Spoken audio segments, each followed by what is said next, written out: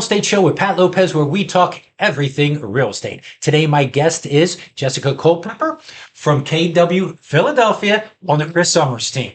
Jessica, welcome to the show. Thank you. Thanks for having me, Pat. Great. Appreciate it. I'm really excited about this show because we're going to be talking about real estate development and flipping. Okay. Yes. And way back when, I'm very old, so way back when, I used to do a lot of this, but I haven't done it in a year, so I pretty much forgot everything. So you're going to tell me everything there is to know about it. So that's what we're going to talk about. But before we get into that, I always ask, how did you get started in real estate and, development? That's a great question. And I will tell you, I come from a medical background. I'm a critical care nurse for 10 years. Okay. Real estate was always my dirty little secret. When people, in my early 20s were on social media and Facebook, I was reading articles about real estate, and I was in Denver when Denver boomed. Okay. And all these crazy things were happening. And I'm like, why are people spending almost $200,000 in cash for this house that looks like it's a piece of crap? Right. And I was really interested in it. But I was also a baby nurse and, really strongly followed that career path, but always followed market trends, looked into it more. And as I got into it a little more, I had some changes with nursing, and I knew I wanted to get involved in real estate. Okay. Thought I wanted to be an agent, found out about investing, which I loved even more, saw a greater benefit for it. Informally did it since 2017, learned some hard lessons. Right. Lost a little bit of money. And in 2019, I had decided to do it in a more formal way. Okay. So you were doing real estate investment, flipping, development before being a realtor? Yes. Okay, great. Now, you talked about medical background. Yes. So there was nobody out there who was the contractor, family contractor, nothing. Nobody. In fact, when HGTV? Nothing. So I did not want to go out with a cute hard hat and a hammer. Right. That was not what I had intended. And to that point, I could see it in my friends and family's faces, although they were verbally very supportive, maybe weren't so thrilled that I wanted to leave my very successful W-2 position to do something as risky as invest in real estate. So. Okay. So that's very interesting. So no experience, something that you have a passion for, and you said, let me do it. Okay, great. So your first project, was that a flip? It was. Okay. And what happened? You're laughing. I'm laughing. I'm the personality type. You push me in the deep end and I will sink or swim. Right. So the first official formal project, I should say, that I took on was not only a complete gut rehab, but it should have been a new construction. Right. But not knowing these things at the time, I'd gotten the wrong type of loan. So my lender said, okay, we can't switch it now. There's no way to do that. So Jess, if you're standing in the hole in the ground and you're looking up, leave me at least one wall. And that's what I did. We left the front and side wall of this building. Everything else came out. It was one of the traditional 2-story Philly row homes. Okay. Everything else came down, and we rebuilt it into a 3-story home with a rooftop deck. Okay. And that was my first project. Okay. Now, with that first project, did you make any money on that project? I am about to. Oh, you still have the house? Yes. So I'll get into this a little more because trials and tribulations. Right. I did have contractor trouble, significant. He got involved with drugs, all sorts of bad people. He stole money from me, from subcontractors. Right. Also extending the length of the project. Well, by the time the project was finally completed, values went up. The pandemic hit. Oh. So I'm like, okay, I specifically chose the property because I had 2 exit strategies. I knew if I couldn't sell it, I could rent it. Right. Which is what I did. The problem was, because of the pandemic, lending restrictions had tightened. So ended up leaving a little bit more equity in the home that I had anticipated. We rented it out for 3 years, had a lot of trouble with the tenant, ended up having to evict the tenant. Okay. And that house went on the market this summer and is now under contract. Oh, great. Congratulations. Yeah. So I will now see my return from that, and I'm very excited. Okay, so let's get into, because there's pitfalls. Yes. So who are the key players? The contractor. It has to be a great contractor? If you find a great contractor, I would give you my right pinky toe for him. No, Okay. I'm kidding. I think good contractors are difficult to find. And I've talked to enough of them now that I see both sides of it, right? Right. And it's what comes first, the chicken or the egg. Contractors have issues with investors. So I do think that there can be a handful of contractor issues. And then I think the other biggest challenge is your market Okay. and shifts in the market or things you can't anticipate Right. happening, such Like as the COVID. pandemic. Right. Yes, exactly. Okay. So, what about your budgeting? How do you figure out, how much this project is going to cost? Because I would think a big challenge is finding the right project. Because if you find the wrong project where you think the outsale is going to be X amount and it's not, Mhm. or the cost is going to be so much more if you underestimate the budget, right? Right. So how do you figure that out? So, and to a degree, there's no bad project. You just have to purchase it at the right price. There you go. And that's the biggest key is you take all of your parts of the equation, your holding costs, your construction costs, what the home's value will be when you're done, and you work your way backwards into what you'll purchase that property for initially. And so, for me personally with construction, it was a very big learning process, but I did a lot of walkthroughs with contractors. I'd get a lot of estimates, and then I would leave myself a pretty significant buffer within that. Contingency. Yes, I did 15 to 20% on my first couple of projects, and I will tell you, I used it, Okay. but I gave myself the buffer for it. So, you can't predict market changes, you can't predict things like that. So I try to give myself enough of a profit spread. Should you see any sort of shift, should prices go up or down, that, you're kind of covered within that space. I did find one contractor I like very much. He gave me set price for one of my projects. Right. Loved it.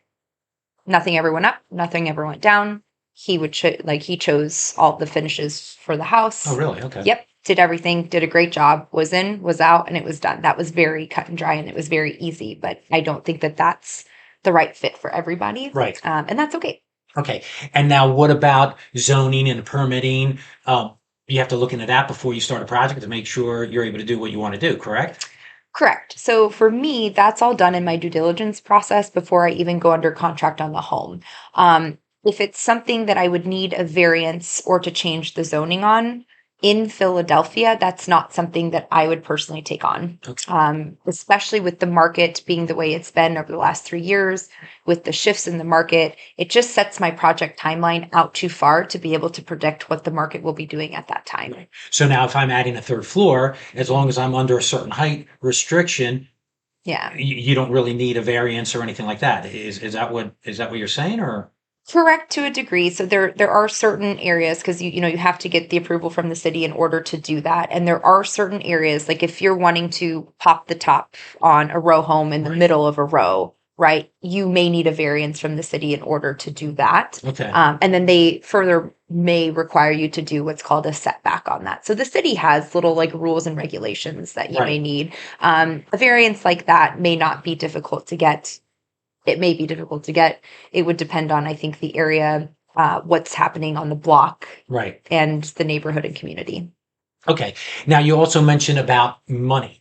Are you finding it harder to banks lending nowadays, or do you self-finance? Yeah. How does that look? No, it's a great question because everybody's strategy is different. Right. I do leverage other people's money, which means I do utilize lenders in order to fund projects. So my skin in the game, my liquidity comes in, either a small down payment or closing costs into the deal. And then I use other people's money. I think lending changes with the market. So, with what the market's doing, at times the lenders will like restrict what they're lending on. So Right. maybe they'll only lend 65% loan to value on a project versus like a fairly standard 75% loan to value. It's like things like that will change. For me, it's become easier as I do more projects because the more experience you have, the more people want to lend. Right. And whether that's hard money, private money, so personal investors versus more like bank type people, Right. the more experience you have, there will always be people who want to invest in real estate because it's such a solid return and it's backed by a physical asset. So people want to do it. And the more I think you, for lack of better words, prove yourself Right. in your industry, people want in on it.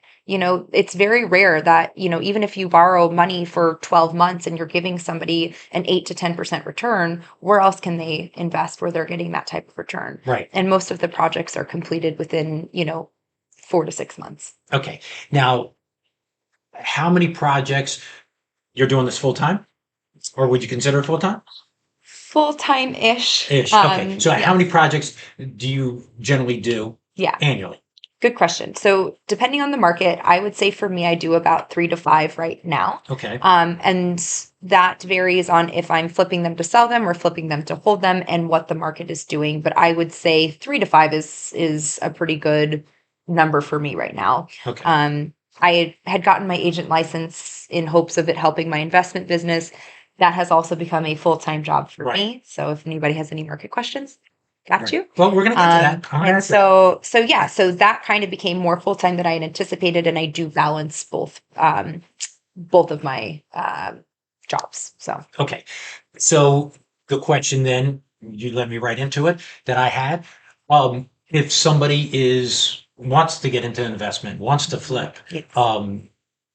they call you. Do you sort of act as realtor / mentor to help them achieve that goal? Depends on what they need. Yeah. I mean, I think with where I am in my businesses, I don't have a lot of capacity to mentor a lot of people. I have in the past. I have a really good friend of mine.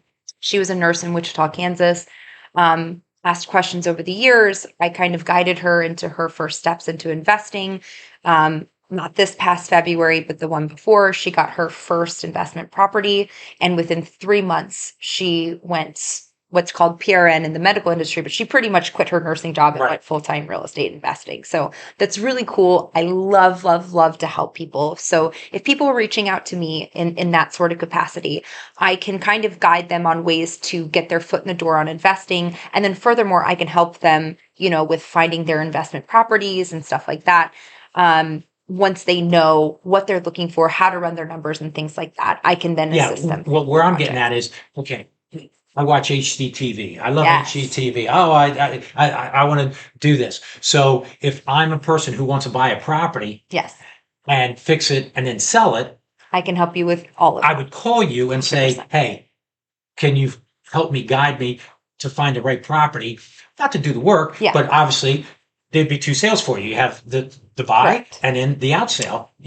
Or are you doing that? That was more my Yes. question. And not only will I help you find the property, I will communicate with you. Each person has their own style of running numbers because everybody does their projects differently. But not only will I help you find the project, but I'll ensure you that you will get what you need out of the back end when we sell it. And just to make sure that everything looks good so that you're not upside down at the end of your project. Right. And I can help with that. Okay, great.